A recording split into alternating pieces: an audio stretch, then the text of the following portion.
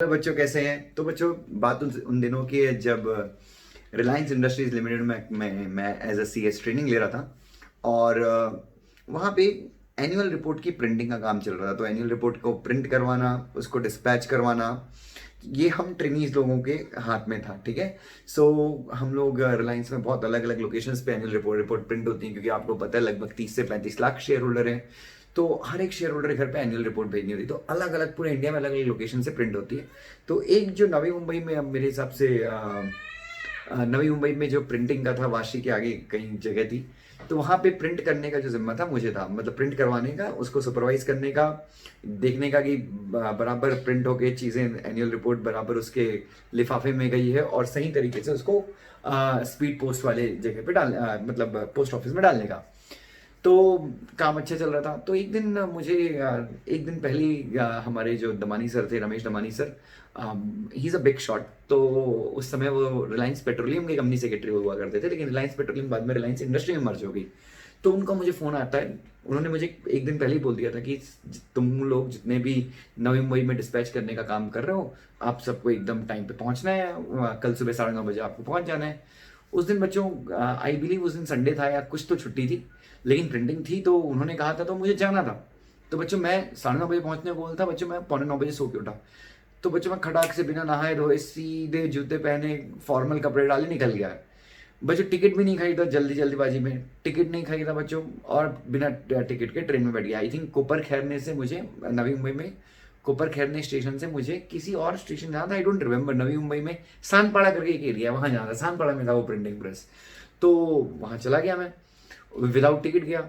उसके बाद क्या हुआ, बीच में कहीं पे बच्चों मैं विदाउट टिकट था। तो उसी दिन बच्चों मजिस्ट्रेट चेकिंग हो गई। मुझे बिठा लिया, मुझे उतार दिया ट्रेन से, बीच में किसी स्टेशन पे उतार दिया।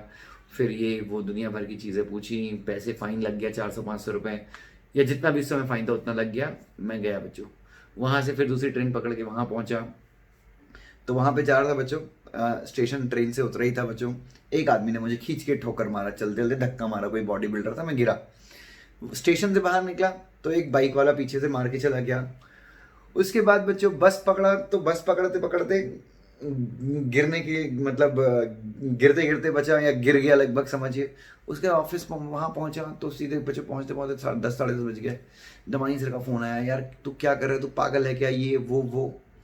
सो बच्चों, मैंने उस दिन, मतलब मैं आपको ये स्टोरी क्यों सुना रहा हूँ बच्चों, मैं उस दिन इतना हताश हो गया जीवन से कि मुझे लगा यार कि मेरे साथ ही ऐसा क्यों होता है, मेरे साथ ही ऐसा क्यों होता है।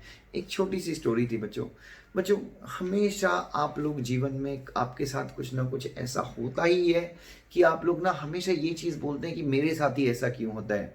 जब बच्चों, जब मैं फाइनेंशियल डिफिकल्टी फेस कर रहा था अपनी लाइफ में, मैं हमेशा भगवान को कोसता था। मतलब कोसता, मतलब मैं बुरा कहता, सोचता था यार कि मेरे साथ ही ऐसा क्यों होता है।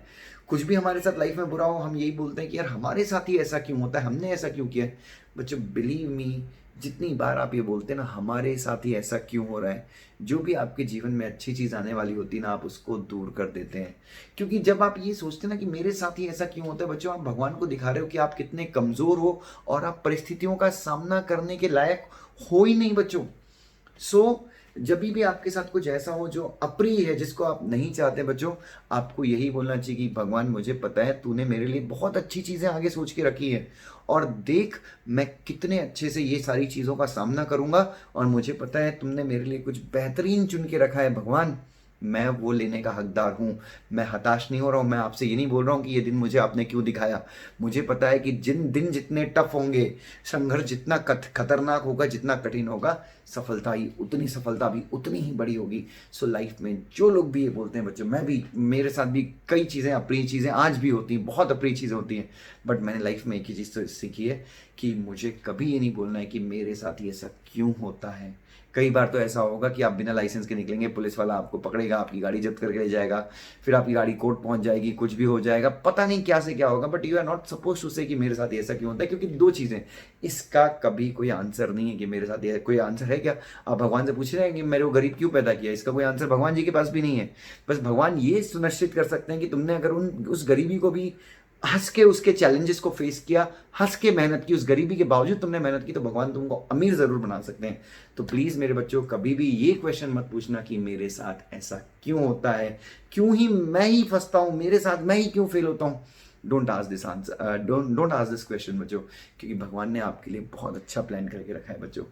तो उस दिन सेम चीज़ हुई। तो उस दिन मैंने जाके अपने कलीग जो हमारे एक मरियप्पन सर थे रिलायंस के डिपार्टमेंट में, मैंने उनको बताया कि ऐसा ऐसा मेरे साथ हुआ। तो उन्होंने मुझे पूरी चीज़ बताई। कभी भी दुष्यंत लाइफ में ये मत बोलना कि मेरे साथ ऐसा क्यों होता है। Thank you so much, God bless you.